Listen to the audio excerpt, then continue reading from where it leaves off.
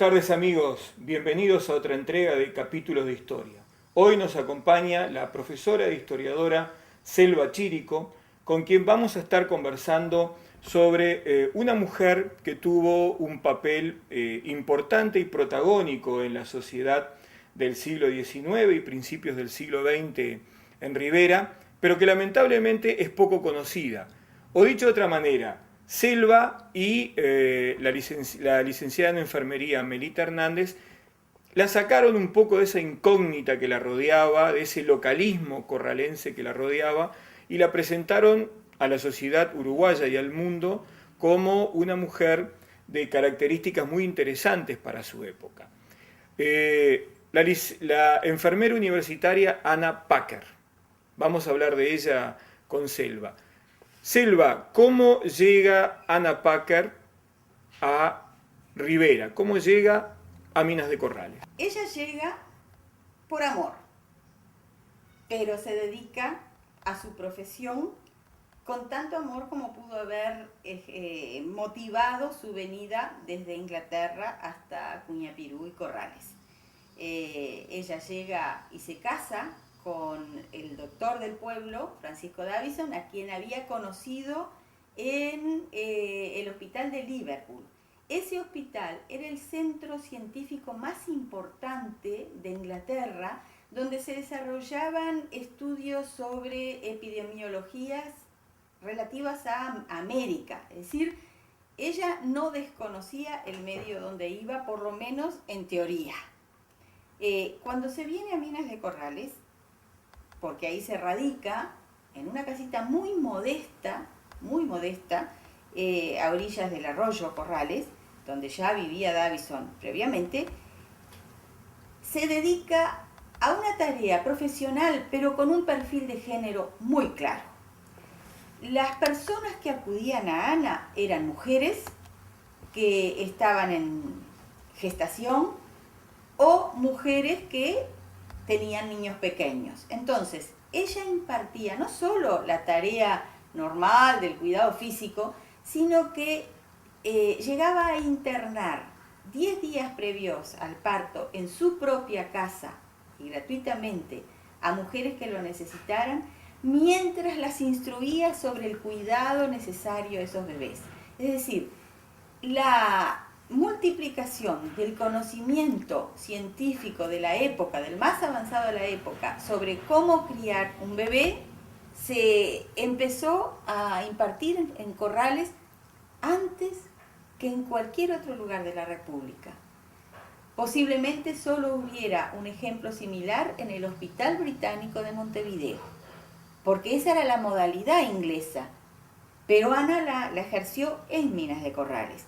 Pero no solo hacía eso relativo a su profesión, sino que enseñaba a bordar, a hacer tareas de artesanía con la aguja y con pintura en tela, es decir, daba a las mujeres otras herramientas, muy de perfil de género de la época, pero no eran menos importantes que un trabajo de otra índole. Al fin y al cabo, las mujeres del siglo XIX, porque ella llega a Corrales a fines del siglo XIX, 1880, fíjense que tenían aquel perfil de aprender a hacer las tareas del hogar como primordiales. Anna Packer, en su matrimonio con Davison, generaron durante muchísimos años en Minas de Corrales una suerte de escuela vinculada a la salud, a la medicina, sí, fundamentalmente a la prevención. ¿Eso se ve reflejado en las estadísticas de nacimientos y muertes o es más que nada una afirmación que está en la memoria del pueblo?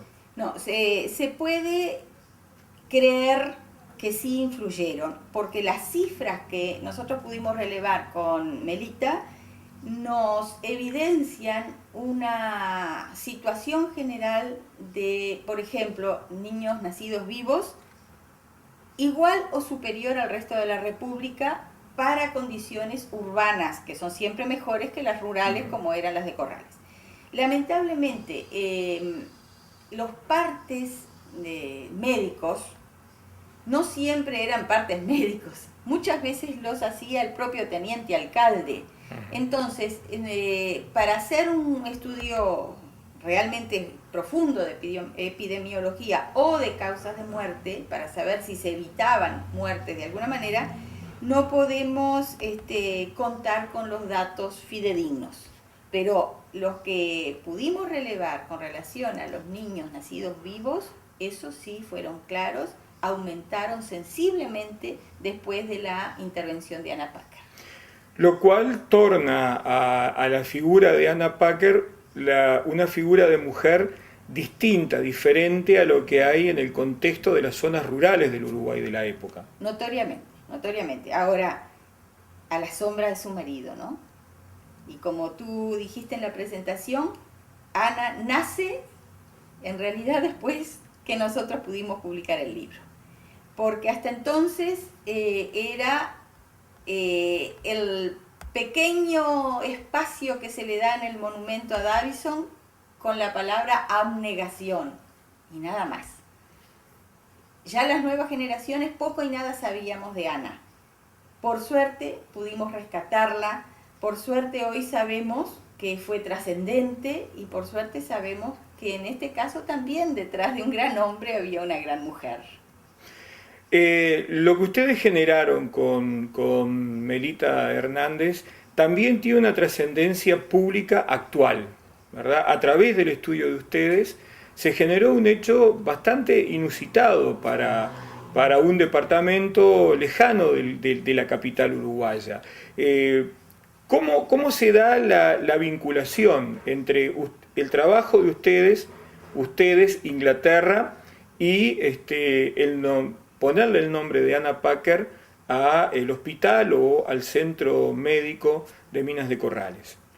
Bueno, mientras nosotros estuvimos investigando y a través de internet pude contactarme con el museo local de Surrey, que es el pueblo donde ella nació en Inglaterra.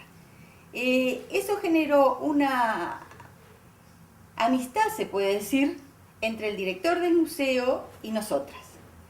Y ese hombre que nos consiguió una cantidad de datos, entre ellos la genealogía de Anna Packer, se vinculó a la alcaldesa, que hizo una propuesta en su ciudad natal de tener algún vínculo un poco más duradero en el tiempo con Minas de Corrales. Eso lo comenté a algunas personas de relevancia política y en su momento diputado Romero tuvo la iniciativa de ir a la embajada inglesa y empezar a activar esos resortes. Entre los dos, y sumándonos William Hayes, que es un inglés que vive en la zona, logramos llegar a conseguir todos los permisos ingleses para que Anna Packer nos uniera a Corrales y Surrey en Inglaterra. Lamentablemente no fue lo mismo en la administración riverense y eso murió ahí, pero el hospital Anna Packer, que es el primero, y acá sí me atrevo a decir de América, porque los corraleses tenemos un poco esa manía, es el primero que lleva el nombre de una mujer y enfermera, no médica. Ese hospital, que iba a ser apadrinado por el Hospital Británico, tiene el nombre con inmensa justicia de esta mujer, que además fue la propulsora del antecedente del hospital, que es el dispensario de sífilis que había en el predio de su propia casa en Corrales. Entonces, nada más justo que darle este nombre, pero lamentablemente hasta ahí llegamos. Los invitamos a Selva y a ustedes a continuar hablando sobre mujeres del departamento de Rivera, mujeres del norte del país, que son poco conocidas, pero que han tenido una trascendencia muy importante en la historia local y en la historia regional.